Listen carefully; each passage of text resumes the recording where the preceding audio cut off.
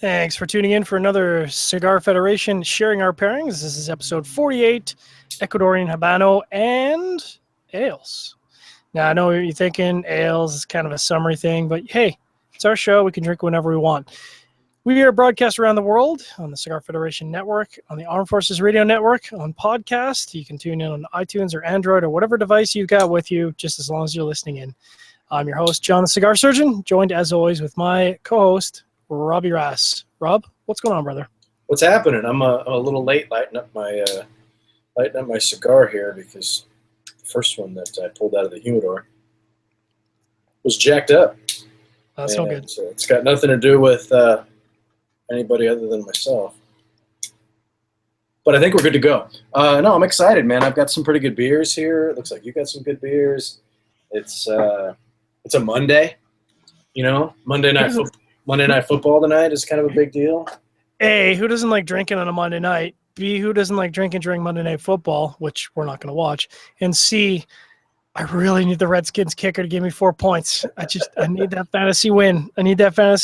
Just give me anyways. It's funny. There's and this is all for the Cigar Federation League. If you didn't get in the league this year, you got to get into it next year because this was a lot of fun. I know you're playing Matt this week, and the winner, you're kind of deciding between like third and fourth seed. And I'm playing against Hilk, and we're deciding first and second seed. He's got a 9-point lead on me, and I've got McFadden going tonight. You're down by 4, and you've got the Washington kicker, so it's going to be tight for both of us, I think. Yeah, no, I realize we're digressing from our regular show, but that's okay. I could have done much better if I'd started Bilal Powell, if I had faith in my New York Jets, which I did not. I even picked against them in my pick and pool and last week when we did our picks. But you know what? It is what it is. I'm no football genius, so cigars, on the other hand. Copy that. So we're smoking one of my favorite cigars. This probably lands in my top 10 favorite cigars of all time. The Herrera Esteli, but in the Lonsdale. Yeah, the Lonsdale. The Vitola makes a difference on every cigar, right? I mean, every Vitola's got, you're using different filler ratios because you have X amount of leaves that you're using, blah, blah, blah. But in this particular cigar, the difference in the flavor profile from each Vitola, I always thought was pretty drastic. And I actually like all of them, but for different reasons. And the Lonsdale, easily, for me, the best representation of this blend. Willie nailed it with this one. Now, I think they call it the Lonsdale Deluxe, but regardless, it's 6 inches long by 44 ring gauge, that's a spectacular Vitola. It's got Ecuadorian Habano wrapper. That's why we're doing the Ecuadorian Habano show, and we had a few cigars in the running. Uses a Honduran binder, and then, of course, it's got that Nicaraguan filler. And I feel like the play between that Ecuadorian Habano wrapper and the Honduran binder just give it this rich elegance that I enjoy the other sizes, but this one's magical. Magical. Oddly enough, I haven't smoked the cigar in a while, and I picked these up. I bought these at least a year and a half ago, at least, the cigar that I'm smoking. And it is very, very spicy to start off. I don't remember this cigar being that spicy. It's real on the retrohale, very spicy on the retrohale, I should say. It is, and it's, as you know, Willie's just all about structure and balance. So you get this spiciness on the retrohale, and then the draw, you get this just rich, thick creaminess, and it just balances each other out. Quick story before we get into the pairing. I actually got to smoke this cigar in Nicaragua for the first time. Willie we're having dinner with Willie, and he put out all the boxes of all the sizes. And of course, it was the first appearance of the Lonsdale, and the faces around the table, it was like putting out a prime rib roast. Like you just saw 15 guys kind of all look at each other to see who was going to rush for this box first, and then everyone kind of rushed for the Lonsdale. But I've smoked every single Vitola, and again, they're all enjoyable. But for me, this one was magical, and being able to smoke it in Nicaragua with Willie was a pretty cool experience. Yeah, I actually, so you went down on Cigar Safari, and I went down on Cigar Safari as well. the year that this was released, which was 2013. Yes. Yeah, 13. And when I've told this story before, so I won't go into too much detail. But while we're doing our blending seminar, and this is the first time I'd ever even thought about trying to blend a cigar, and I was overwhelmed by all the options. And Willie was in the room, and everybody said, "Yeah, just ask questions if you need help." And he was just kind of sitting there. Nobody was talking to him, so he helped me blend my entire Safari blend, the first one. And we based it off this cigar. I went with the same wrapper, different binder, and I think we switched the fillers up a little bit too. I wanted it to be a bit sweeter than this, but he basically helped me blend my entire cigar. Really cool guy. If you ever get a chance to chat with him, don't be intimidated. He's a big dude, but don't be intimidated by him. He's really, really cool. He's a softy at heart. Wow, what's going on with my camera? Anyways, so we're pairing with ales because, and I think the thinking was, you have an Ecuadorian Habano, which is on the spicy side. Pair it with something that kind of offsets that. And to me, ales are a natural combination because ales have body, but they're not going to be overpowering like a stout, or perhaps even a porter is going to probably overpower something like this. And to me, that the sweetness and structure off a ale kind of matches up with the spiciness and complexity of an Ecuadorian Habano. And we always like drinking beers, so it just seems like a natural fit. It's easy when we start talking about what are we going to do next? What are we going to do next? Beer is always the easiest to at least easiest to talk me into. I'm excited. We've been doing a lot of beer lately, but this is a beer time of year for me. Especially dark beers, which we're not drinking today. But let's get started, man, because I'm excited. I've got some good stuff here. Just a quick toast to all of our Jewish friends out there. I notice there's a lot of listeners from Israel. I don't know why, but thanks for tuning in. Happy Yom Kippur. Today marks the start of the Festival of Lights. It runs for 7 days. Just a little cultural knowledge for you guys. So I'm starting out with one of my favorite breweries, and a brewery that I've talked about at length on the show that pretty much puts out, I don't think there's a single beer they make that I don't at least think is good, and most of the beers they put out I think are great. Their Blacksmith beer is something I get on a regular basis. It's just thick and meaty. But today I'm going with a type of beer that I normally don't like, but I do like from them. This is from Village Brewing Company. This is a wit ale. Normally white wheat ale is just not something that I particularly enjoy. It's too light, or they add a bunch of coriander and stuff and it blows it out. You can see it's quite light, very, very light, kind of cloudy. Village Brewery, of course, is located in Calgary, Alberta, Canada. Their brewmaster is Larry Kerwin.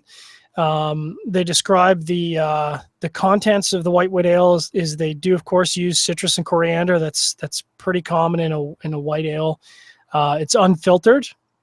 And they describe it as having crisp flavors accented with orange zest and coriander, which, again, is kind of my experience with white. That's a pretty standard fare for white ales. And I've, been kind of nursing it pre-show. And it's good. It's got, a nice bit of orange zest that doesn't, taste like a fruit beer.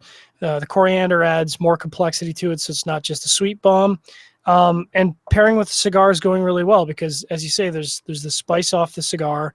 And I think it plays off of the coriander and the orange zest off the beer.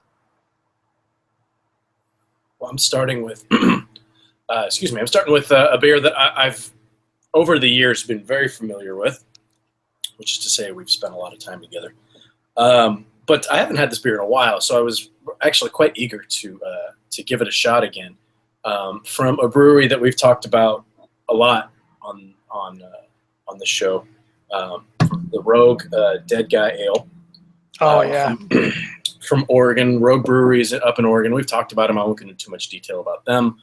The Dead Guy itself, it's a German Maibach. And I don't necessarily know what that means. What a Maibach is, do you? I should have looked that up. I actually don't, for once. It's I'm not even positive I'm saying that right. Maibock. Maibach is what I would guess. It's brewed using their proprietary Pac-Man yeast, deep honey in color, which is quite true, as you can see. malty aroma, rich hearty flavor, and a well-balanced finish. All very true. In a way, it's when you talk about ales, it's kind of a generic term. Yeah. And a dead guy ale is almost kind of a generic beer, which sounds it sounds awful to say, but I generic maybe isn't the best term. Maybe versatile is a better term. But it's just the way they describe it. It's malty. It's got a little bit of hoppiness to it. It's got a pretty balanced flavor. It's not going to blow you out. I had to look up to find the ABV because it's not listed on the bottle or on the website. According to Beer Advocate, it is 6.5%. So it's not going to blow you away really in any way, in any one way, I should say. 40 IBUs. 16% Plato. If you want to explain that again, John. It's a deep reddish amber in hue. I'm just reading this from their website. Toasty malt aromas, earthy hops follow through a moderately full-bodied palate. Yeah, it's moderately full-bodied. It's not blowing you away. It's got some fruity accents. It's got a long, spicy hop finish. Blah, blah, blah. And that was actually from World Beer Championship judges. That was a quote from them. So, I mean, for me, kind of forgot how good this beer is. It's really good. It's really versatile. It's not going to blow you away. You could have it on a day when it's cold. You could have it when it's hot. It's kind of refreshing. Not too hoppy. It's not too malty. As the story goes, it's just right. One thing that I've noticed is the finish was a little bit long when I was drinking it, but now that I'm pairing it with the Herrera Esteli here, the finish on the beer is almost completely gone. Like finding the Habano, the Ecuadorian Habano wrappers cutting through that? Yeah, it cuts off the finish almost completely, at least for the first few sips. I'll dive in here a little bit more and see if I can overcome that. I am starting to get a bit of leather from the cigar, which is kind of a thing that I get in a lot of Nicaraguan tobacco. Is specific types of filler have some leather aspects to it, and I think in that case the ale is good because it cuts through that leather. I'm not a big fan of leather, so I think it's a good pairing where the wheat ale just erases that for me. It's very low IBU or ABV for me as well. It's only 4.5%, which is a huge departure from last week. We were drinking, an average, I think, of 10.5 or 11%. Yeah. And these are beers that you could drink all night long if you wanted to. But again, our theme here on sharing our pairings is drink better and drink less. Just a reminder to audience that you are in fact tuned into Sharing Our Pairings, episode 48, chasing down episode 50 coming up soon.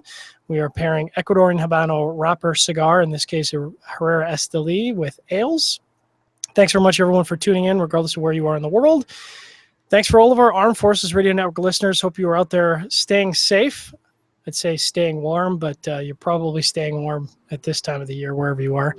And again, happy Hanukkah to all of our Jewish listeners out there. We have a question, and before we get into the question, can I say something here? Please do. Because I figured, so I looked up what Maibach is. According to Beer Advocate, Maibach is a style of beer. It tends to be lighter in color than other Bach beers and often has significant hop character with noticeable alcohol around the same as a traditional Bach. Maibachs are customarily served in spring and are oftentimes interrelated with spring festivals and celebrations, more often in the month of May. Average alcohol by volume, 5.7 to 8, which is a pretty wide span. And they give you some examples of a Maibach. The number one example is Dead Guy. That Andy Gator from Abita Brewing. Just looking down to see if there's any others that I recognize here. Summit Maibach. Boulevard does Boss Tom's Golden Bach. So Trader Joe's does one as well. They have their own there. So there's a ton of them here, actually. But anyway, that's just give you an idea. So it's just, like you said, this is more of a spring, late spring, early summer beer. And honestly, every time I've ever had it, it's around October because it's Dead Guy. It's very Halloween themed. And I remember I was death for Halloween one year. I didn't really know what else to be, so I just grabbed a bunch of stuff. I painted my face like dark and walked around all somber. And you can get Dead Guy in a jug like a jug with a little handle on it, like almost like that Carlos Rossi wine that you see in the stores. It's like a gallon jug. And so I was just walking around with that gallon jug all night drinking out of it. I got pretty tore back. But anyway, the pairing here is pretty nice. That creamy texture that you get from the Herrera Esteli plays really nicely with that creamy sweet fruit that you're getting out of this. And the hops really kind of dry things up at the end. The spice really kind of from the cigar really kind of pulls everything together. It's a really nice pairing. I'm not going to get geeked out about it and run out and buy a bunch of these and kind of set them aside so I can smoke them and drink them together. But it's the kind of pairing that I'm not mad about. I may do it again, but maybe not. But I don't think it's really hurting the beer. I don't think it's hurting the cigar, but I don't think it's making them better either. If that makes sense. I feel like this Herrera Esteli is like the root beer of cigars in the sense that because the structure of it is so tight. I could see myself pairing this, like off the top of my head, I could think of 10 different things I could pair this with. The top of the list would be coffee. This would be just an absolute stunner with coffee. And obviously when you're down in Nicaragua, you pair it a lot with coffee. But I could pair this with iced tea. I could pair this with pop. I could pair this with bourbon. In fact, bourbon would be fantastic with this. Rum, I think the flavor profile of this just makes it a very, very versatile cigar. And I'm with you. This pairing is good, but I'm not jumping off my balcony halfway through the show, racing down to the store to get more ales to pair it. I'm enjoying myself, but my ears aren't on fire, and neither's my hair. I think that this could go well with some nitro beers that have that real smooth, creamy texture. Oh, yeah. Or even like a Guinness, which it doesn't blow you away with flavor, but it's got nice structure to it. It's got nice mouthfeel to it. That could be interesting. Or like a cream ale, like a nitro cream ale would be interesting. It might be overboard on the creaminess, and so it might kind of run over that. I'm not really sure, but I'm thinking something sweet, and it'll play off the sweetness in the cigar and that spice. Yeah. I think this cigar is going to have to get a redux in the new year. We're going to have to try some other pairings with it because, I've forgotten how much I enjoy this cigar. I've had a box sitting there for a couple of months. I'm really glad we cracked it for tonight. Getting on to an audience question here. Bob Dog. Bob Dog always asks great questions. Bob Dog wants to know, what is your favorite Drew Estate cigar? I like the Acid series. That's probably my... What? No. A lot of people do, man. There's a ton of people out there that enjoy Acid cigars. And there's actually... The Acid Blondie is actually pretty tasty, believe it or not. The Tabak Especial is probably one of my favorite infused cigars in the market. That with the coffee all day long. But if I had to pick one favorite, I think my mind immediately gravitates towards the L40. To me, that's what I was going with you talked about blending with Willie. Well, that's what I was going with when I blended with Willie. Is I was going for an L40 with a little bit more oomph to it. And I think I succeeded. But that L40 it's just a magical combination of tobaccos for me, and I really, really enjoy it. That's one of those cigars that it's kind of like that unicorn type cigar, even though they're a bit more readily available now than they have been in the past. They're still, once you see them somewhere, they sell out quick, but you're seeing them more often. Or at least, I don't know. I'm seeing them more often. If I had to pick my favorite, I'd probably say L40, but since you said that, I'll go off. The other Unico stuff is good. The Dirty Rat is a good cigar. The Ratzilla is a good cigar. The Velvet Rat I've only smoked once, and I enjoyed it, but it's one of those cigars. That's a real unicorn right there. It's just so hard to find, and you smoke it, you just expect it to be like, oh my God, it's going to be like amazing. And it was really good, but it's hard to not be let down by something when the expectations are so high. I would probably just go with just a regular old T52 in the Robusto plus size or whatever they call it. That's a fantastic cigar. I can smoke that all day, every day. When you start talking about the infused stuff, the Tabak Especial, is pretty solid. The Tabak Red Eye is my favorite of them, and that's supposed to be a limited edition, but I don't know what makes it limited. But Tom? Other than that, I haven't really gotten into too many of those. But I was going to say Tom introduced me to those. I was on the safari with Tom. I don't remember what his title is. He's the ambassador for Drew Estate, and Tom introduced me to the Red Eye, and it's a very, very special, delicious cigar. I was going to say a good runner-up, believe it or not, would be the Undercrown Corona Viva. Yeah, yeah, that's a good call. Yeah, I mean, I really enjoy most of them. The Nica Rustica or Nica Rustica, or however you say it, that one hasn't really jibed with me all that well. Although I did like the new size, the smaller. That short Robusto. That short Robusto was pretty good. Special. But apparently that's a slightly different blend. So Willie tweaked those, the small Robusto and then the big one, the belly. That's what is it, like 7 inches or something? I haven't set aside the 3 hours required to smoke that just yet. But those are slightly different blends, much like the Corona Viva of the Undercrown is a slightly different blend. There aren't too many that I haven't enjoyed. I mean, even like when you start extending out, you start talking about the Hoya stuff and the stuff from Royal Agio, the Balmore. They're all pretty good cigars. I mean, even though they're including Hoya and Royal Agio, and they're unnecessary. But that Cuatro Cinco is undoubtedly my favorite Hoya cigar of all time. That cigar is just tickles me. Now, is that the one that they released this year? It's the same blend or different? No, it's a reblend. They changed the blend. I can't remember. I wrote a review and I should remember this, but I think it was the binder they changed up. But it ends up being a good thing because I know a lot of people complain about limited edition cigars being re-released. So it's not the same blend. It's a different blend.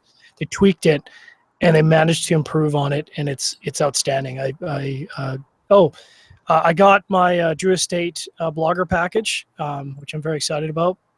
So for those who aren't familiar, it's a special edition cigars that were exclusive to B&Ms, and Drew Estate was nice enough to send those out to a bunch of bloggers, and I was one of them. I'm very happy because these are cigars I'll never be able to get my hands on unless I spend tens of thousands of dollars in airfare. So I'm super excited to be sitting down at some point and enjoy those, and possibly we'll be doing some reviews. But we should probably get back to the show because we could wax poetic on cigars all day. So I talked about Village Brewery being sort of my go-to brewery. If I had a number 2, it'd be Granville Island. Granville Island out of Vancouver, British Columbia, Canada. They do this phenomenal list of seasonal releases that typically you can find on tap, and they're just outrageously tasty. And this is from their Under the Bridge series. Now, I've had this before. It's good, but I felt like it was a good divergent from the other styles we were doing tonight, and that's why I went with this. So this is a cream ale. It's 5% ABV. A little bit about Granville Island. We've talked about them in the show before, but just a refresher, they're the oldest microbrewery in Canada. They're the first, founded in 1984. So that tells you stuff in Canada, not really that old. 5% ABV, 19 IBUs, 11.6 or 11.7, pardon me, original gravity. So we're not dealing with really, really thick, heavy beers here. Tasting notes are caramel malt with light hop bitterness, balancing the malt flavors with hints of maple without being too sweet, which is good. What I like about them, and you got to go to Granville Island's website because they have recommended pairings. Their recommended pairings are roasted caramel malt flavors. They say the roasted caramel malt flavors go well with meat. Perfect pairings is roast beef and barbecue. And then in addition to that, they list grilled garlic cheese and parsley baguettes, smoked paprika salmon, white chocolate shortbread, and then all three of those recipes have attached, all three of those have attached recipe sheets, which, is outstanding and fantastic. I'll just give you a quick look at this beer because I'm holding up the bottle and not the glass. So you can see that's about the color I would expect a maple ale to be. It's maple colored. So you look at the first beer, you look at the second beer, but they're still ales. And as Rob was saying, there's a big, long variety of ales you can go with. It's a pretty generic term. It's just like saying, well, tonight we're going to smoke a premium hand-rolled cigar. Well, there's quite a few. For my second, and John, I found the information I was looking for, so I can actually talk about it now. Nice. My second beer of the night is Arrogant Bastard Ale from Arrogant Bastard Brewing Company. Love that beer. This was originally released 1997 by Stone Brewing. And Stone, we've talked about Stone. We've featured tons of their beers. Tons. I actually last night had my last Enjoy by 1127 Black IPA. I really, really, really like that beer. It's really, really good. One of the best black IPAs I've ever had. And it's just got that nice, it's hoppy, but it's got that nice maltiness to it. Anyway, I could talk about that beer for a while, but I'll move on. Yeah. Anyway, Arrogant Bastard Ale.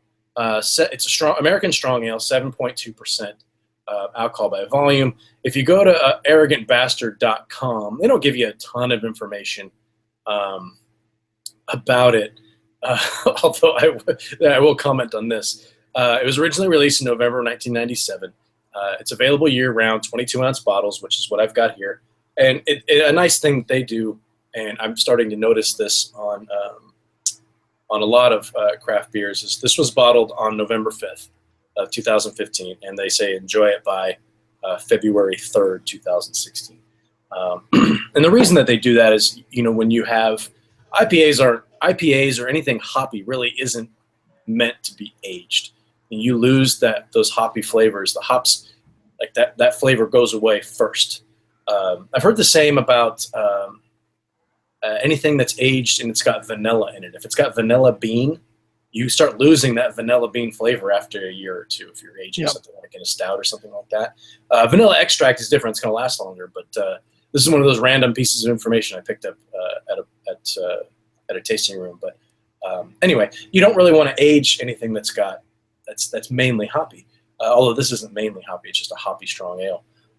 Interesting thing that I noticed today, because I was looking it up and I thought, oh, yeah, Stone makes that. But they actually parted ways. Let's see, it was Arrogant Bastard Ale split off from the restrictive confines of Stone Brewing. Apparently, it was a very cordial amicable to me, yeah. a very cordial separation in 2015. So that's why, and this all makes sense to me now.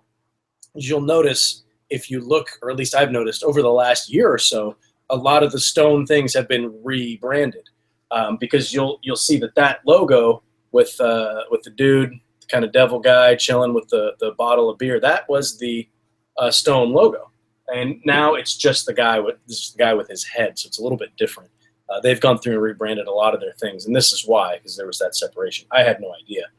There's still neighbors in Escondido, San Diego County, California. So I don't know how big Escondido is, but there might be a few rumbles here and there. Big enough for the two of us. Goddamn her. Let's see. It's an American strong ale. It's got they don't really give you a lot of descriptions here, but it's kind of malty up front with I beg your pardon. It's hoppy up front. It's got that bitter, almost like an IPA style hoppy flavor up front. It smooths out. It gets a little bit creamy on the finish, but you get that malty characteristic. In a way, it's like a souped up version of the Dead Guy Ale. It's like Dead Guy Ale after it's been working out for a couple of years and it comes back and it's all ripped up. It's like that. You take a beer that's kind of, like I said, versatile in a way, and made it a little bit stronger. So it's like taking years in the pen. Yeah, exactly. It's like you take a Herrera Esteli and you throw a Connecticut broadleaf wrapper on it. You know what I'm saying? Like you're taking the same kind of structure, the same kind of bones, and amping it up a bit. So far, this pairing is significantly better. The flavor characteristics of the Arrogant Bastard stand up a lot better to the cigar. And I was worried that we were going to start running over it. Excuse me. You think I would have learned this by now, but it's going to take a pretty big beer to run over this cigar. And I'm curious to see what my next pairing is, because my next pairing is it's almost exactly like an IPA. So I'm curious to see. But yeah, Arrogant Bastard, their own they're definitely their own entity now, and they're I don't know. I'll have to pull it up and see how many beers they're actually brewing. So, John, you can talk about yours a little bit, and I'll do a little more research here. Before I do that, just want to thank our audience for tuning in to Sharing Our Pairings, episode 48, Ecuadorian Habano and Ales. We are broadcast around the world and rebroadcast on the Armed Forces Radio Network. Hope you guys are out there staying safe. We are smoking a Herrera Esteli Lonsdale Deluxe, and I'm pairing right now the Maple Shack Cream Ale from Granville. Now, interestingly enough, one of the things they say is that it's not very mapley. They dialed the maple back, and it's kind of a shame. I feel like it loses a bit of character, perhaps some pairing potential here. Pairing potential, that's great alliteration.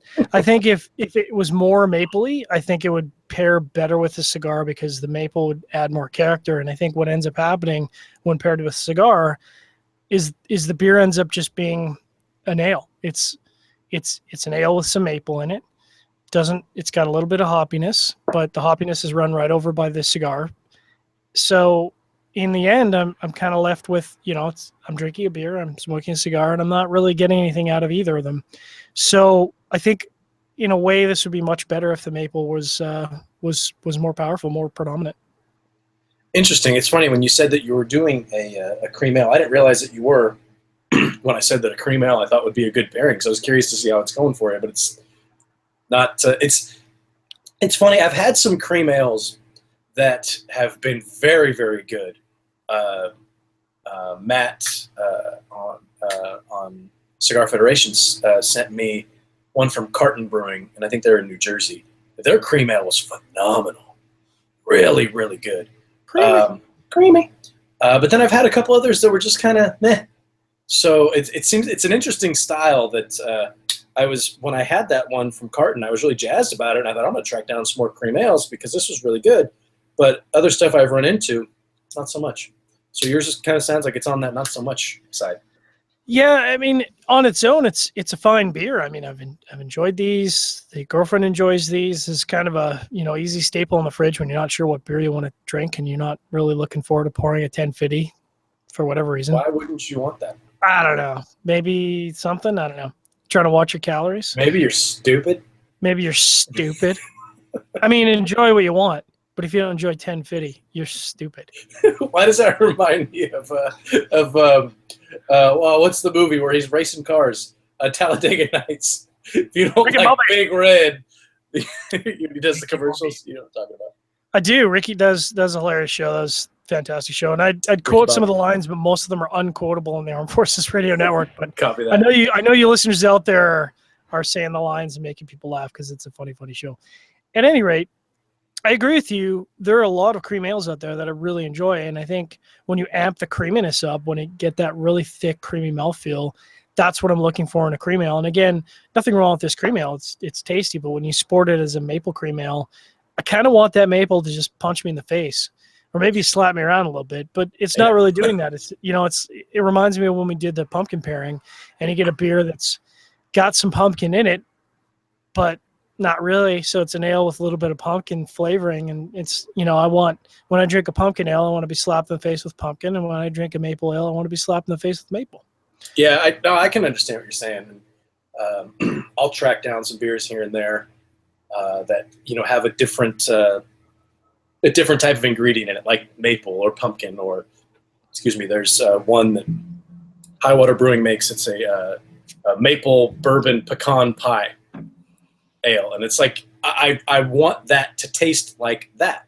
I don't want it to be just a regular beer and have a little bit of sweetness to it or whatever. I'm buying this because of what you're telling me it tastes like.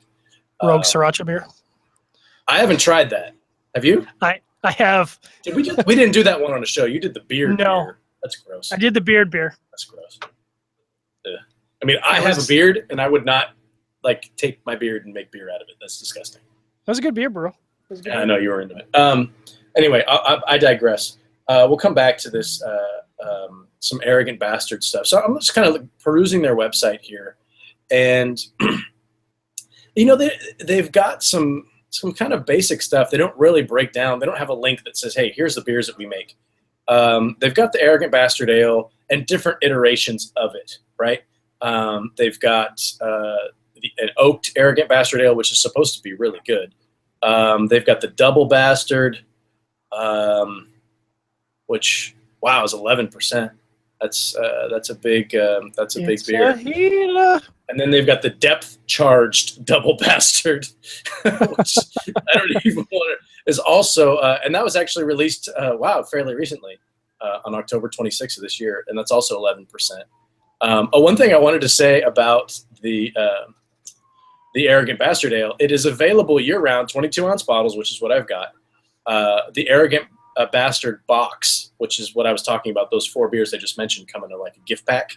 But it also is available in a 3-liter bottle. Who doggy? I mean, that's when you mean it, man. That's 3 freaking liters of beer. You might need a meeting if you're drinking a 3-liter beer. I'm just saying. Well, you bring that to a party, and all of a sudden you're the life of the party. You know what I mean? Everybody wants to be your friend. And they've got a barrel-aged series of ales as well that come in 500 milliliter bottles, which are quite big. But I'll be honest, I was kind of turned off on this Arrogant Bastard stuff.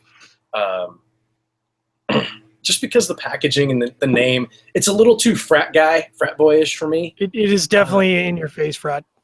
Yeah, I mean, the back of the bottle here, it says industrial fizzy yellow beer is for wussies, which, I mean, I kind of agree with that, but I don't know if I need it on the bottle.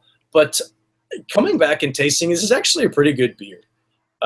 It reminds me of, with cigars, when I first got started, I was smoking a lot of the Man of War stuff and like the Ruinations and things.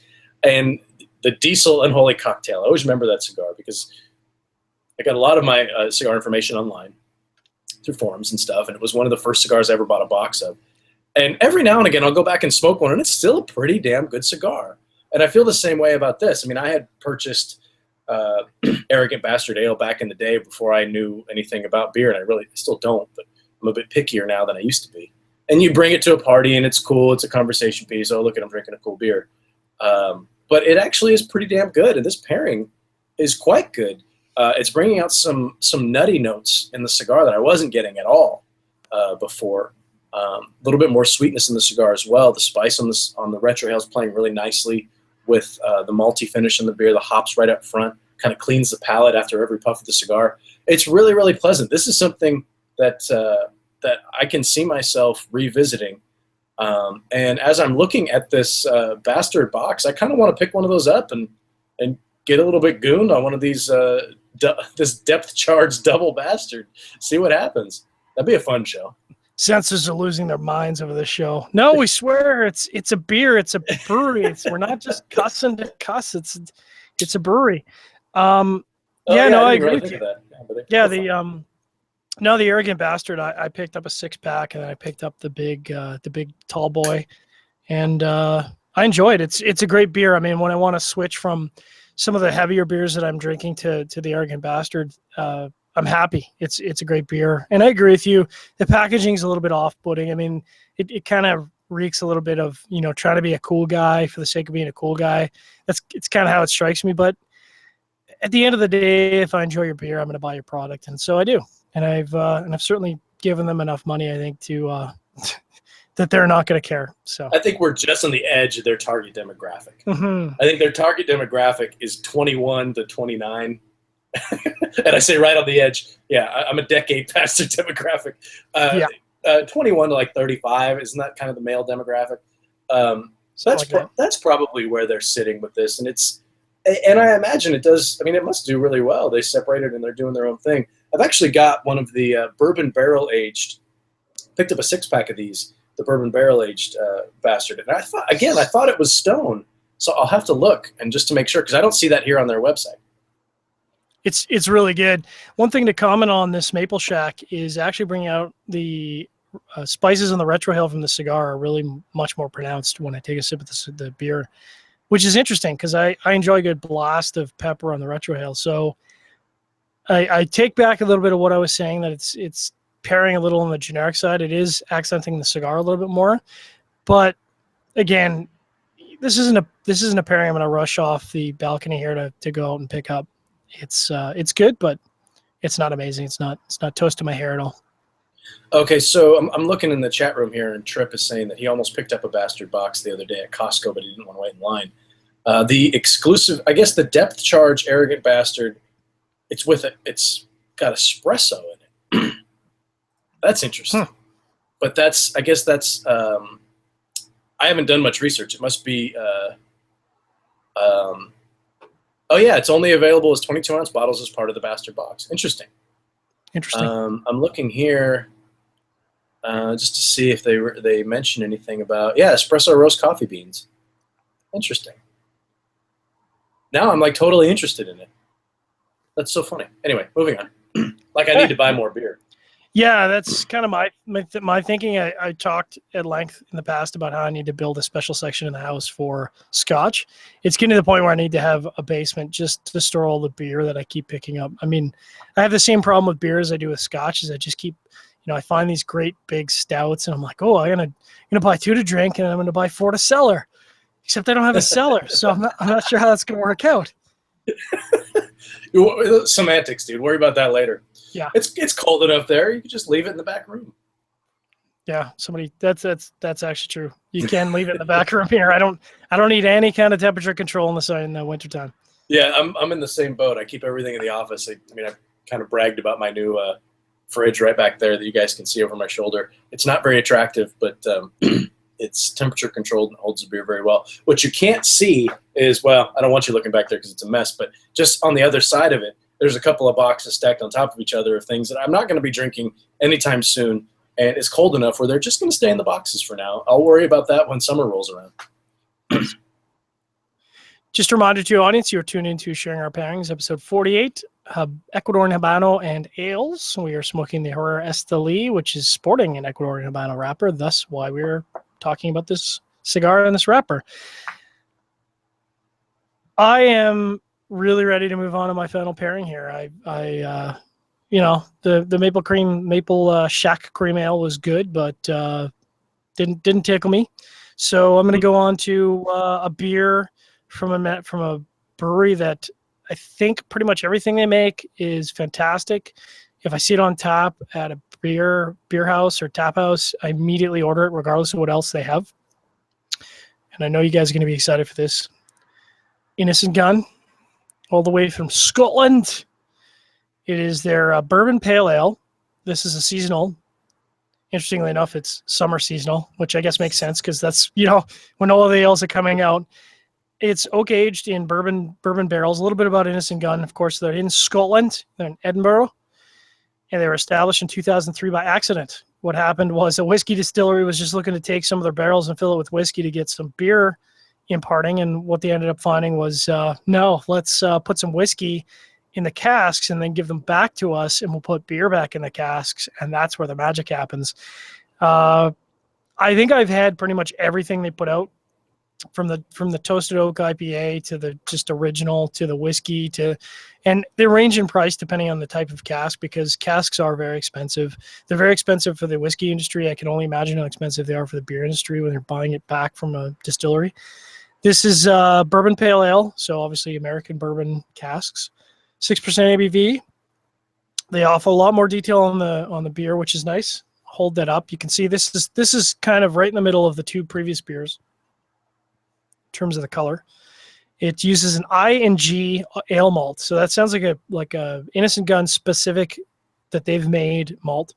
Raw wheat, crystal malt, not to be confused with crystal meth, and chocolate malt. They also use Cascade hops, which we've seen in a lot of beers. Cascade hops are very, very used. I think that's a Western U.S. hop. And then Amarillo hops. Is it northwest? No, northwest, yeah.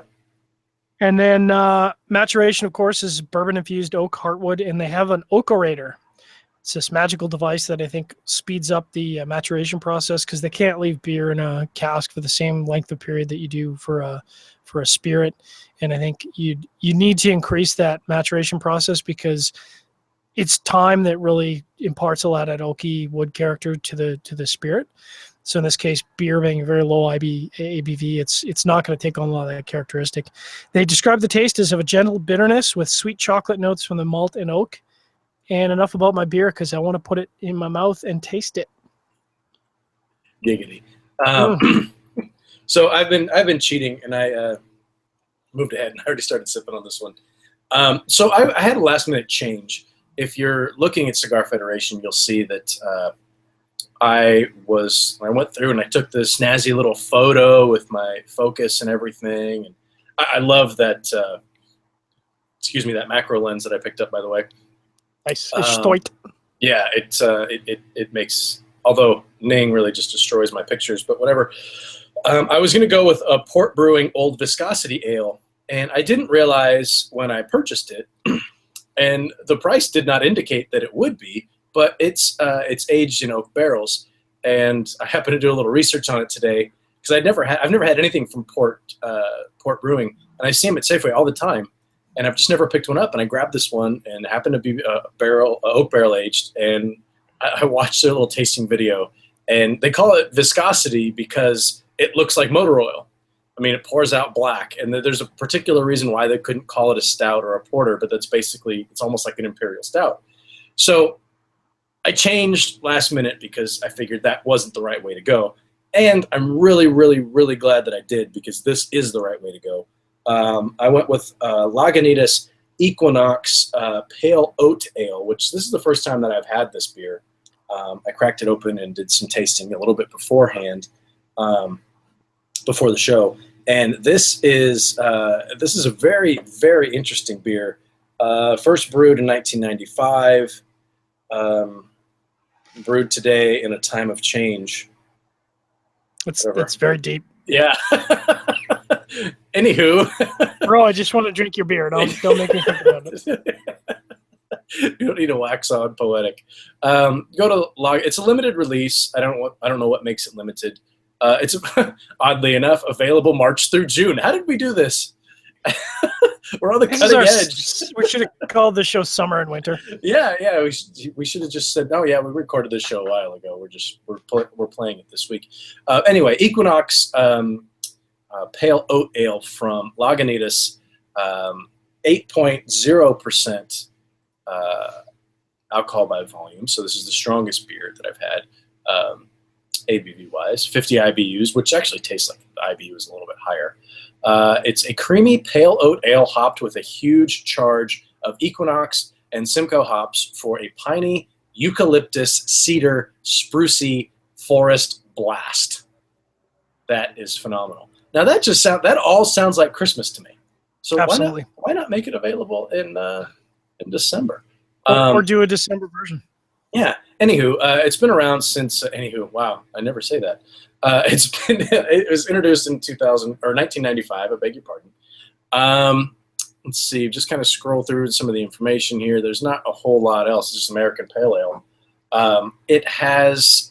It is much more along the lines of an IPA to me. It is very hop forward. I mean, you smell the hops, and you guys can't smell it, but I can smell it. Very hop forward. A lot of orange peel that you're getting on the nose. The mouthfeel is kind of creamy, which you don't really get too much of that from an IPA. At least, I mean, it's creamier than a regular IPA, I should say. With kind of almost a sweet finish on it. And the way that it's pairing with the cigar is really, really good. It's everything that you like about, or everything I should say, I'll speak for myself. Everything that I like about the Herrera Esteli, it's got that creaminess to it. It's got, great structure, great depth of flavor on the tongue. It's got that spice on the retrohale. And those nutty notes, and I don't know if you're getting any of that, and I don't really remember this being a particularly nutty cigar, but I'm getting a ton of nutty notes out of these, pairing it with these beers. But the hops up front, like I said, it kind of cleanses your palate after every draw on the cigar. And then you get that creamy, little bit sweetness in the finish. I'm getting those pine notes that, are you really, I associate, I should say, with an IPA. And it has kind of a creamy and almost a dry finish. And the pairing is just really, really nice, man. I'm really enjoying this. The pairings have gotten steadily better as we went on. The Rogue Dead Guy, well, it's a great beer, and I really do enjoy it. It didn't really work out. That Arrogant Bastard was good, but this Equinox, I'll seek out this Equinox just to pair with this particular cigar again. This is really, really good. Wow. That sounds like a four or six pack pairing rating for you. That I've tasted beers with the Simcoe hops in it before, and they are quite piney. Are you, as you take a sip, are you finding it as a blast of pine, or is it kind of mixing in with the rest of the flavors? You know, I'm getting that bitterness up front, that hoppy bitterness, and there is some kind of dry pine in there. It's not really blowing it away, or it's not blowing me out, and I didn't get a ton of it when I was sipping on it earlier. I mean, the way they talk about it, like I said, pine, eucalyptus, cedar, spruce, forest, blast. And maybe if I had this on a fresh palate, which I did earlier, and it wasn't blowing me away with that flavor. That's not a flavor that I would say that I seek out. When I think of a pine note, I mean, I think of IPA, and I think like a Pliny the Elder. I mean, there's a ton of pine in that, and it's weird to say that it tastes like pine, because when you think of pine, you think of like those little trees that hang in like a cab, so it smells like a forest or whatever. You know what I'm talking about? The little trees that hang up there, I know. air fresheners. But it doesn't taste like that. It tastes the way, and we talk about flavors in a beer the same way we talk about flavors in a cigar. When you say a beer or a cigar, you get notes of chocolate. It's not like I bit into a chocolate bar, but there's notes of it in there. It's reminiscent of that flavor for me, as opposed to tasting blatantly like it. So there are some piney notes in there. I'm getting a bit more citrus than I am pine on this, but it kind of melds away into not overly malty finish, but I don't know how else to explain it. It's just kind of creamy towards the end. It's really, really interesting. We have a request from the audience to show your bottle. Oh, have I not done that? You've not done that. I beg your pardon. That is the Lagunitas Equinox. And I mean, they've got that little split down the middle, and I don't know if that's what they mean by time of change, but it's a pale oat ale. And I just picked this up at Safeway, and I think I've had it in the fridge for a little bit. I mean, obviously, if it's available from in March or whatever, I've had it in there for a while. I didn't think that I had purchased it that long ago, March to June, so a couple months ago. They say it's available from March to June, which means you can still find it on the shelves in August and September. I mean, I could still go pick up some Stone Enjoy by Halloween, which was also a very good. That Enjoy by series, I just dig those, man. I picked up one of the Enjoy by Christmas, and I'm really excited to check that one out. But this is a really interesting beer, and when I sipped on it before, and I took some notes so I can post a little review up on my other website. Like you can almost taste like a dry oat thing on the finish there. Maybe that was a little bit more placebo than anything else, but the finish does have kind of a dry feel to it. The flavors are lingering a little bit, but the finish is kind of dry. Not dry like a Bud Dry or something like that, but you know what I mean. It's a bit more crisp. Maybe crisp is a better term. Crisp is a good term. So as we wrap up the show, of course, this beer pairs exactly how I would expect it to pair. It's brilliant. You get this rich ale that's sort of creamy with just this huge slap in the face of bourbon influence, and you can smell it. Like you put the beer up to your nose, and all you can smell is this sweet, sharp bourbon smell, and it's in there. It's in the ale, but it's balanced, and it's going phenomenally well with this cigar, which lends me to believe that a bourbon would go really well with this cigar. And I think we might have to do some pairing show with a couple different beverages, but this Innocent Gun Bourbon Pale Ale is phenomenal. This is an excellent pairing. I'm very, very pleased with the way this is pairing. It is drawing a little bit of the nuttiness out of that Herrera Esteli that I wasn't getting with the other two beers. Isn't that a nice flavor that comes out of there? And I don't remember getting that on a normally when I'm smoking the cigar. I mean, I'm sure there's some of it in there, but I don't remember it being. It's kind of pronounced right now, and I'm really digging that. And this Equinox, man, I feel I'm kind of bummed that I let it sit so long, because now, I mean, I'm not gonna be able to find any until March, but this is pretty damn good.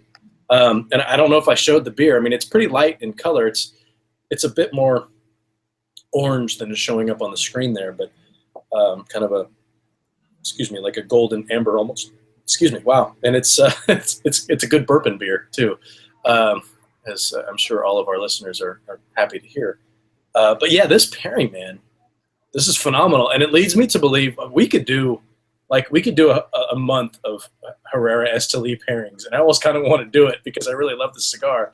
We could do an IPA show with it. We could do some bourbon. We could do some scotch, like this Japanese whiskey. There you go, 4 shows done. Let's do it. Boom! It's just going to be Herrera Esteli all the time. Herrera Esteli. We're selling month. out. Please make the checks payable to sharing our pairings. Absolutely.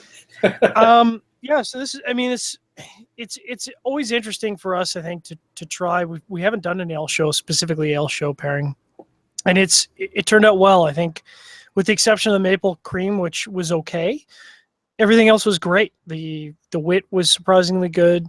The innocent gun, forget about it. I mean, anything aged in a cask is going to be delicious. And in this case, when you take an ale and just add more structure to it with the cask influence, it's just unbelievable.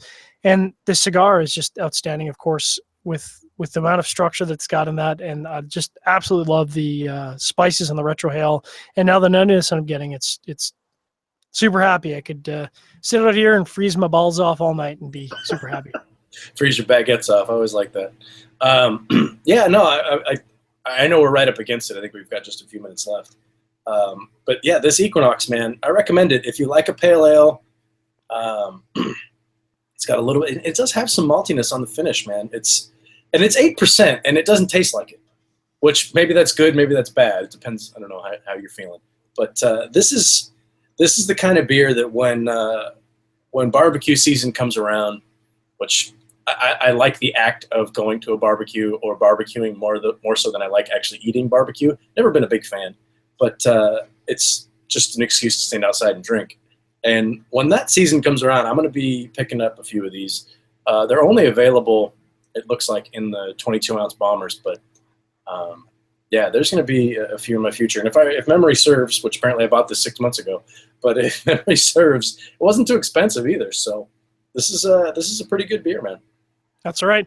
Well, we'll be back next week, probably in an earlier time as well, because I think you're not around on Thursday. So we'll either have a earlier show in the week like we did this week, just to fit with our busy Christmas schedules, or we may end up skipping a week. But make sure to tune to the Cigar Federation event calendar to check it out, and we'll have it posted up there well in advance. Appreciate all our listeners tuning in. Thanks for all our Armed Forces Radio Network listeners as we close in on Christmas. Hope you guys are having a good Christmas season. Thanks very much, and make sure to drink better, but drink less. Yeah, so I could drink this Innocent Gun and be a super happy camper and just go through an entire box of Estelis, and I think I'd be good. All right, I have something in the fridge from Innocent Gun, and I need you to just wax poetic for a minute while I reach in and grab it. I got it at Costco, and I'm not sure which one it is, but I do want to grab it. While you do that, I'm gonna lament about football because right now the Dallas Cowboys are playing off against the Redskins, and I desperately need 4 points. That's all I need, 4 points. And right now it's a 0-0 game in the first quarter. And there's 5 minutes left in the first quarter, and there's absolutely no score whatsoever, which is not what Robbie needs, not what I need. I mean, I need my kicker to put up points. And you would think in the first quarter of a football, you would get at least a field goal. I mean, you should get enough field position to at least get a field goal. And the kicker that I've got, has averaged 8.5 points, which is why I've got him started. So I'm going to be super, super bummed out if I end up losing this fantasy football matchup by 2 points or 3 points. Like I said, I've only got 4 points. It's a extra point and a field goal. That's all I need. And so far in the first, I've got 0 points. 0 points entirely. I had to mute you there, Robbie, because getting some feedback. So hopefully, yeah, sorry about that. I unplugged my headphones. Of course, the beer that I wanted was all the way in the back. Of course. And my snazzy fridge back there has shelves that slide out, but one of the beers in the back was too tall, so it knocked everything over. So what I've got is your Innocent Gun, oak aged.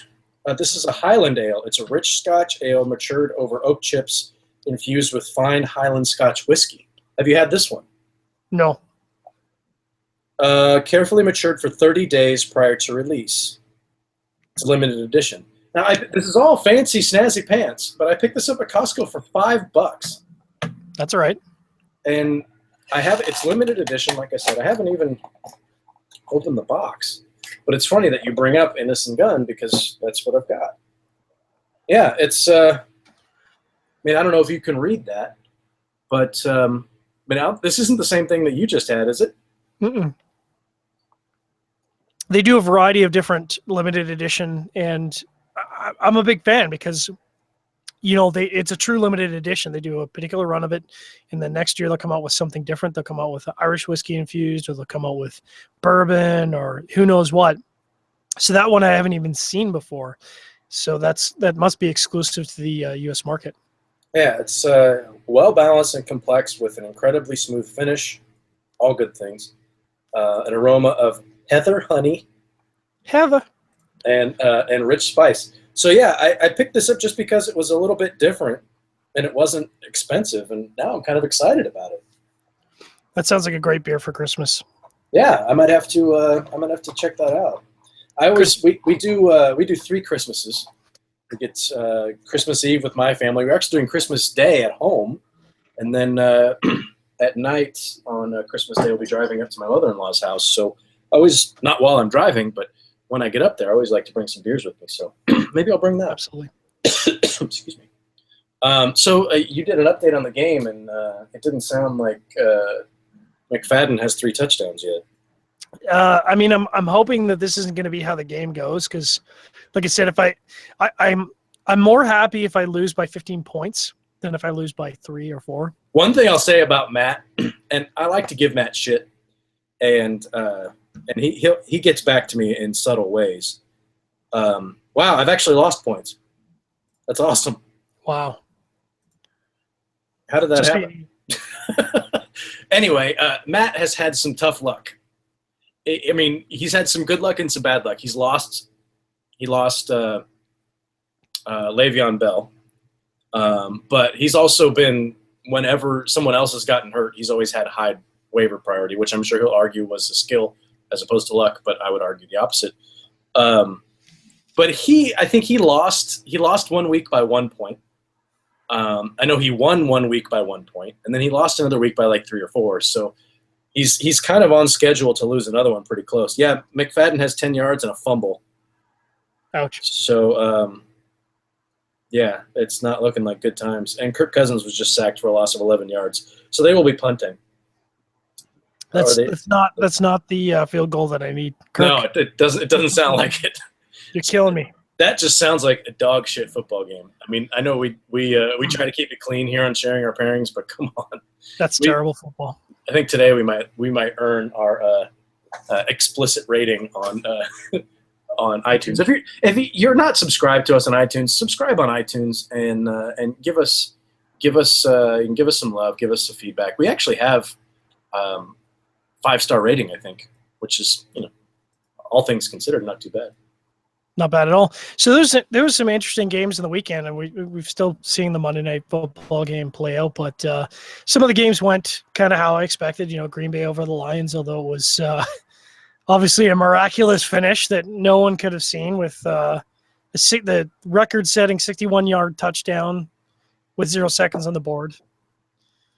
I don't get that, but I assume they snapped the ball before there were 0 seconds. They snapped the ball before the 0 seconds. Rodgers went back about 5 yards because he needed 5 yards to launch it into the stratosphere, and he threw it. He threw it 61 yards, and there was literally like 6 guys in the end zone to catch that ball, and I think 4 or 5 of them all jumped in the air to catch the ball, and fortunately the Packers came down with it. Or fortunately, if you're a Packers fan or you picked the Packers for that game, the Bills beat the tar out of the Texans. Your 49ers laid a hurt on the Bears, but they need to go into overtime to do it. If you watch that game, it was more so the Bears losing as opposed to the 49ers winning. But I'll take it, man. I mean, but at this point, I'm thinking don't win any games and just get a high draft pick and get a quarterback. But, yeah, it's funny. They couldn't do anything. And I actually happened to watch. This is one of the first games in a while that I actually sat down and watched because I didn't have a deadline I had to meet. But I watched the game, and it was, the first quarter was boring. The second quarter, the Niners offense looked good. The third quarter, they didn't do anything. The fourth quarter, they didn't do anything until the last drive when Blaine Gabbert, man, he had like a 47-yard touchdown run, and he's pretty athletic. That was almost Cam Newton level. Yeah, like he's athletic, and he'll pick up a first down here and there. He's not like a Randall Cunningham type of, or Steve Young. Probably more like Steve Young as far as how he runs, but I'm not comparing the two by any means. But his run, that 47-yard run, like he got the first down. It was third down and like 12 or something. He got the first down, and he had this little movement like he was gonna slide, and he totally deked the safety, and the safety kind of stopped, and then he just went right around him. It was a 47-yard What's hilarious is I've got NFL.com up to list the scores, and literally as you were describing it, they were showing the play from that game in the little box in the corner. Yeah, I mean, he totally deked the guy. He deked the guy right out. But all things being equal, I mean, the kickoff after that, there's like a minute left. They kick off, and the guy from the Bears runs it back like 60 yards. So the Bears were in field goal range. I think they were on the 20, and they let the clock run down to 2 seconds. Brought in Robbie Gould for an extra point, and he just shanked it. I mean, it wasn't even close. And I'm just sitting there laughing, like, really? And these guys are talking about trying to get into the playoffs, and they lose a game. Playoffs? Talking about playoffs? Oh, and then, and then they just, the Niners did nothing. They got the ball in overtime, did nothing. And the Bears got the ball, did nothing.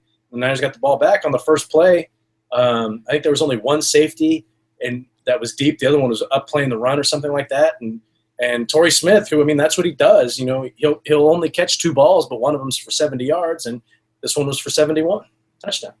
Although, if Kaepernick was back there, Kaepernick never would have saw him, so there's that. Yeah. The Bengals are actually looking like they could be – and I say this as an AFC fan. I feel like the AFC is going to be the division to watch, the conference to watch for the playoffs, because – the Bengals have just looked consistently good. They haven't really had any off games. They laid a pounding on the Browns. Miami barely beat the Ravens. It was ugly back and forth. Seahawks trashed the Vikings. Jets somehow pulled out a miracle win in overtime, pretty much because the Giants look like garbage. Cardinals predictably smashed the Rams. And then, the Patriots just lay a huge egg against the Eagles, which was just embarrassing. Although Brady almost brought them back. I mean, they were down. It was like 21-35 or 35-21, and late in the fourth quarter, and he really almost brought them back. Almost all their touchdowns were in the second half. Yeah, that last touchdown that they scored, of course, it was a Brady dive. I hate it when he does that, but that might be the play that knocks me out of the number 1 seed. What? Go ahead.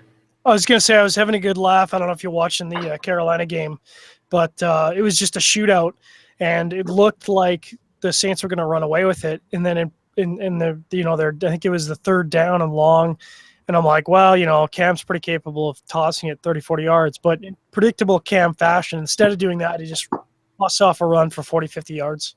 He's got to be MVP, right? He's got to be. He's got to be.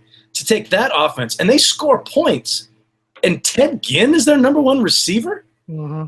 Get that shit out of here. He's got to be the MVP. And I think, after watching the end of that game, I don't see how they're going to lose. No, unless it's, they've clinched their playoff spot. But I think the best thing for them is the fact that the Cardinals are 10-2, so or whatever, 11-2 or whatever the hell, and they look really good. So they're kind of vying for home field advantage in the NFC. So that's the best thing that could happen to Carolina is having. They're undefeated, but having a team with 1 or 2 losses. So you really have to keep pushing it, and not just get complacent and take a couple losses here and there. I really think they could do it. Well, they're quote unquote no. I know we're not supposed to talk about it. I know we're not supposed to talk about it in baseball. I think we're not supposed to talk about it in football. But 13-0, 13-0 going into a deep week. One thing to comment on Roethlisberger, who came back from a concussion. They say he was okay. I don't know, but he sure looked okay because they laid a pounding in the Colts, and the Colts are just looking terrible this season. So much for my Super Bowl pick. Yeah, I mean, honestly, the way the Steelers have been playing the last few games, it kind of looks like the Steelers are really going to be a hard team. If they can make the playoffs, they're going to be a tough team to beat, whoever gets them in the bracket. They're like that wild card team that sneaks up on everybody. And, there's a lot to be said for momentum. And I know I firmly believe that in baseball. You watch the way the Giants won those 3 World Series. They were never supposed to win. And that team, and you can even go back to the Rockies a few years ago when they lost to the Red Sox in the World Series. The Rockies won. They lost like 1 game in September, and then they swept everybody in the playoffs. But then they had to wait 3 or 4 or 5 days before the Red Sox won their series to get into the World Series, and then the Red Sox swept them. So momentum is huge in sports. And if you've got and they're playing for their playoff lives now. The playoffs have started for teams that are trying to get in. So it's a win or go home type week every week. So when the playoffs start, they're already in that mode. Yeah, and I mean the way the Giants are playing. I mean the Giants are in a division that's really not doing anything right now. So I don't think the Patriots have a lot to fear from the Giants, but I do think they're going to have to face off against the Steelers, and that might be one of the toughest matches they have in the playoff bracket. I don't think they're going to have a challenge against the Broncos, but if they face the Steelers, that could be a tough one. Yeah, you may be right, man. And I've been riding the Red Rifle. I had no idea that was his nickname, Andy Dalton. That sounds dirty. I mean, that's his nickname, and I've been riding him all season. I mean, he's been my quarterback since day one, and I've been very, very lucky. But I might be at the point where it's like, okay, it might be time to start plugging Roethlisberger in.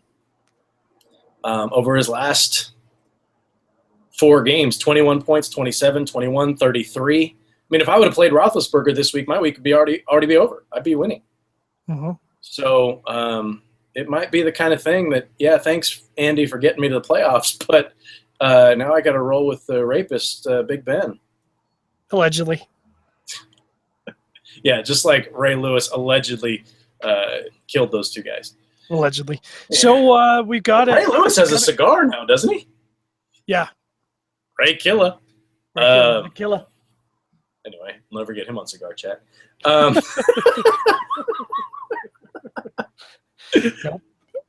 So we've got a good week of football. Thursday night matchup is kind of interesting. It's the Vikings going to Arizona to face off against Cardinals. I feel like this could be a trap game because the Vikings are coming off a really huge spanking, but this is a bad time of the year to be playing inconsistent football, and the Cardinals have been everything consistent. So Cardinals being at home, even if I thought the Vikings had a chance, I got to go with the Cardinals in that one. Yeah, the Vikings just kind of got their asses handed to them. Bob Dog, it's a Rocky Patel cigar that Ray Lewis is. Of course it is. Speaking of Rocky Patel cigars, thanks to Rocky Patel, I got to meet Gary Sheffield. So that's good enough. That's good enough for me. Yeah, I met him at. I see him at IPCPR every year, but it was not last year. It was the year before. Vegas when I met him and took a picture with him, and I just look horrible. So I need to find him again this year. Now that I've got the locks and the beard going, I photograph better now. So anything to take the onus off my face. So somewhere in there was a pick between the Vikings and the Cardinals. I just didn't hear it. No, there wasn't. Are you kidding? It's funny. Somewhere in the Bob Dog says that 8% will sneak up on you. Damn right, Bobby. It'll sneak up on you. I'm having fun. What's the game? Vikings Cardinals. Cardinals. Yep. You got to go Cardinals. In Arizona. Yeah. Thursday night. The Vikings in Seattle is starting to look like they've got their business together as well. They're scurry. This is like you said, this is a good time of the year to be playing good football. Sunday morning games, we got the Bills against the Eagles. I feel like the Eagles might be a little high on their own win here, and this could be a trap game. My gut says go with the Eagles, but my football IQ says go with the Bills in this one. Yeah, that's tough, man. I mean, the Eagles just beat the Broncos, right? No, the Eagles beat the Patriots The Patriots, I beg your pardon. in Foxborough. Yeah, and that's, it's easy to have a letdown after a game like that. You're right. Trying to pull up the standings here. So the Bills are kind of fighting for it. God, I honestly don't think they have a chance to make the playoffs, but they're man, still the fighting NFC East sucks. Sucks. Wow, Terrible. It's terrible. Terrible. I mean, yeah, they could have a team that's under. They're like the NFC West a few years ago, a team under 500 winning the division. Yeah, the Bills are right kind of on the edge there. Yep. As that second or third. Well, there's only two wild card teams. Yeah, and the Colts are going to continue to fall, so like anything can happen. Wow, man, the AFC South sucks too. Yeah, I don't know, man. That's a tough one to call. Who's the home team? Home team is Eagles. You know what? I'll go the Eagles. What the hell? All right, the Seahawks coming off a dominant victory go to the Ravens, Baltimore Ravens, and the Ravens just suck. They've sucked all season. I don't need to really say much about this. I think the Seahawks are just going to let pipe lock. Lead pipe lock. There That's you go. The lock of the week. In the garbage football game of the week, 49ers go to Cincinnati, not Cleveland, but Cincinnati, to face off against the Browns. I don't even know if I'm going to call that. I'm going to go 49ers. Yeah. Because, back-to-back road wins, baby. Mm-hmm. You know what? It's funny. They said a stat on the game, or while I was watching the game. That was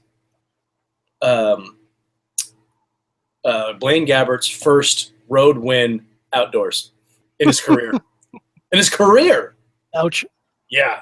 You know what? Back-to-back road outdoor wins for Blaine Gabbert. I'll go for it. What the hell? Detroit Lions go to St. Louis to face off against the Rams, who I thought were I was high on the Rams early in the season, but they just can't pull it together. Detroit's been looking good, man. I don't know. I think the Lions are going to take this one on the road. The Rams just cannot score. No.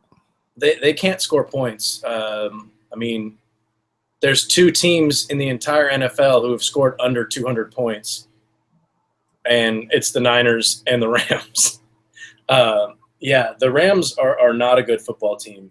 Yeah, I'm going to pick whoever the other team was. Lions. The Lions. Yeah, I'll take the Lions. What the hell? Tennessee Titans face off against my Jets. Now, I feel like, not that this has any influence on the game, but I feel like if I pick the Jets, they're going to lose, and if I pick the Titans, they're going to win. I don't know what to make of this. I think this might be a making of a trap game because the Titans have been playing good football, but you can't run the ball against the Jets. No one's been able to run the ball against the Jets.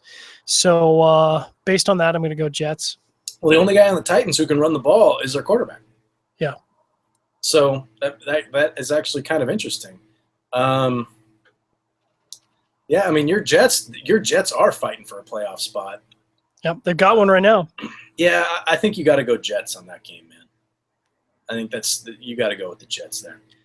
One of the most exciting games of the week. I'm going to call this as the most exciting game of the week.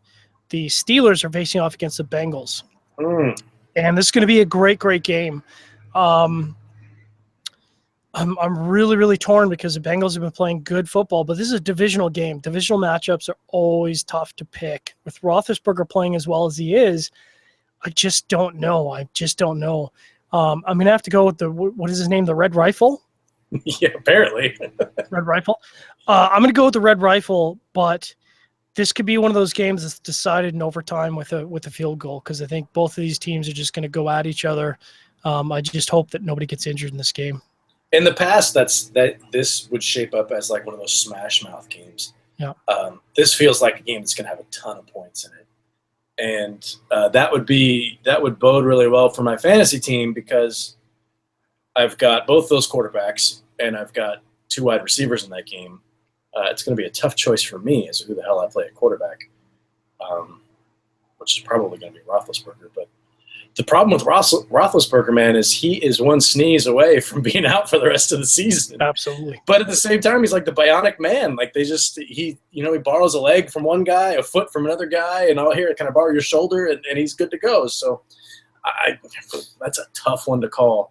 They're both playing good football. I think you're right. I think that is the game to watch. I'm hoping that would actually be on TV, so I could actually watch it. The Bengals at home. I don't know, man. I'm going to go with the Steelers. Nice. This How might did we be do last week? How did we do I don't know. last week's pick? I'm too busy to be tracking. I'm sorry. Ain't nobody got time for that. Ain't nobody got time for that. The Colts travel to Jacksonville to face off against the Jags. I'm going to call this the upset. I think the Jags are going to beat the Colts, and the Colts are going to continue to decline. They're playing crap football, and the Jags are going to dismantle them at home. Those are two teams going in opposite directions. Mm-hmm. I don't know why I'm high on the Jags. Did they win last week? No, they barely lost against the Titans. But the Titans and the Jags always play pretty tough football. Yeah, you know what? I think it might be the Jags. To me, feel like the 2009 San Francisco Giants, where it's like a lot of things are starting to come together. They've got their quarterback. Their offense looks pretty good.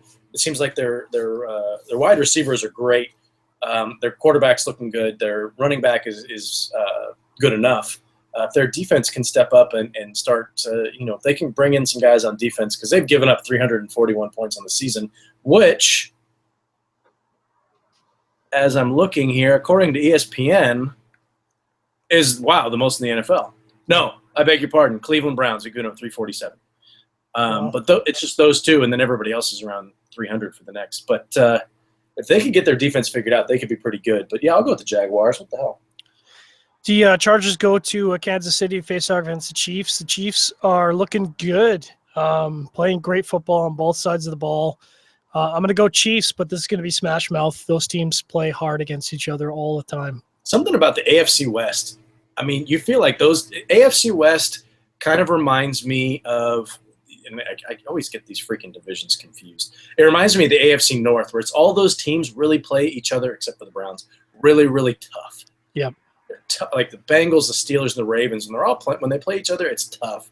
The Broncos, the Chiefs, the Raiders, and the Chargers, when they face off, they're tough football games. I think you got to go with the Chiefs on that one. I mean, they've won 6 in a row. Yep. Moving right along, the Redskins, who can't even seem to put a point on the board, go to Chicago to face off against the Cutler Bears. I'm going to go with the Cutler Bears, and I'm going to regret it, but I'm going with the Bears. Bears suck. Bears suck. They're horrible. But, yeah, they're probably a little bit better than what the hell was the team? We just talked about they suck. What was the team? Who are they playing? Redskins. Yeah, the Skins are even worse. Yep. I'll go with the. I'll take the Bears there. They're feeling a little bit disheartened after their loss, but they'll step it up. In another interesting game, the Falcons face off against the Panthers. I think the Panthers are going to extend their winning streak and just lay a pounding on the Falcons. It's going to be a 50-plus point game. So if you got Cam Newton, you want to start him in this game. What in the world has happened to the Atlanta Falcons? Mm-hmm. They were 6-1. It's Matt Ryan. And now, he just can't seem to do anything. They were 6-1, and now they're 6-6. Mm-hmm. What the shit is going on there? Only themselves to blame. Yeah, I mean the Panthers are riding high, man. They're riding high. You got to go with the Panthers. In another potentially trap game of the week, Saints against the Bucks, and especially with the number of points the Saints put up against the Panthers, you'd be tempted to just say Saints all day, but it has the making of a trap game, and I just don't know what to make. I'm going to go with the Saints, but I'm calling this as a trap game. This could be like a Bucks win, 31-7 kind of game. Yeah, I think you're right. Looking at the schedule, there aren't too many trap games. This feels like it could be one. But with that being said,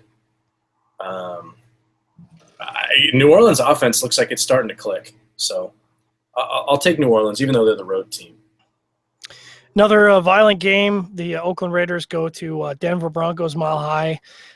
Broncos, the worst team in the league at what are they? 11-2, 10-2. Just terrible. Just terrible football. Terrible. I mean, they only won their game against the Chargers 17-3. Like that's terrible football. But I mean, how can you pick against the Broncos at Mile High? I don't know. I got to go with the Broncos against my better judgment.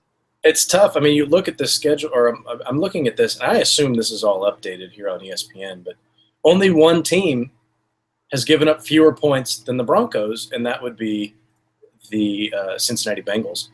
I mean, the point differential for the Bengals is 138. The Broncos don't score a bunch, but they don't really need to. No.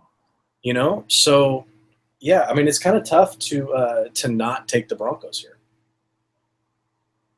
Sadly, in the no-brainer pick of the week, Cowboys go to Green Bay to face off against Packers. Packers are going to it's going to be ugly. Yeah, it doesn't seem like that's going to be a very good game. Just an update on tonight's game. Still 0-0. And killing me, Smalls. Yeah, the Cowboys are on Washington's 15-yard line up, and they just threw an incomplete pass, so it is 4th down. So the Cowboys will be kicking a field goal, which does nothing for either of us. Phenomenal. So just for all of those of you scoring at home, I needed 9 points out of Darren McFadden. Now, over his last 8 games, he's scored 9 or more 7 times. And today he has -1. It's not a good start. Actually, I beg your pardon. He has 2 points. No, he has 0. We're back to 0. He's we're back to 0. He must have caught a pass. Awesome. Anyway, but my beer is good, so there's not too much to worry about. Packers it is. So the Patriots go to Did I actually pick the Packers? No, but I'm just assuming you're picking the Packers. Who would pick the Cowboys at this point? They're at the bottom of the league. It's awful. Cheers. Patriots coming off of a loss, an embarrassing loss. You would not want to be the Houston Texans coming into the Sunday night game. You don't want to be the Texans because this is the game where the Patriots going to play angry. Gronk's going to be back. I mean, you got Patriots players. You want to start them in this game because they're going to throw everything they've got, and they're going to lay a hurt on them. Is Gronk really coming back? Do we know that for a fact? That's my prediction. That's your prediction. Okay, so you're just guessing. But yeah, you take the Patriots. And then last but not least, the garbage football Monday night game, which you'd think you'd flex this out because no one wants to watch this. Giants go to Miami to face off against the Dolphins. This is a Giants football game. It's a terrible game. Terrible. It's terrible. But Giants are going to win. Yeah, I would agree with that. That's it. That's our football picks. So we'll be back hopefully next week at some point. We'll update the calendar. It'll be exciting. It'll be interesting. It'll be fun. We might have to record that one on Sunday. We might have to record that one on Sunday. But thanks, everyone, for tuning in to Sharing Our Pairings, episode 48. Hope you had fun. We sure did. And as we always say on our show, drink better, but drink less.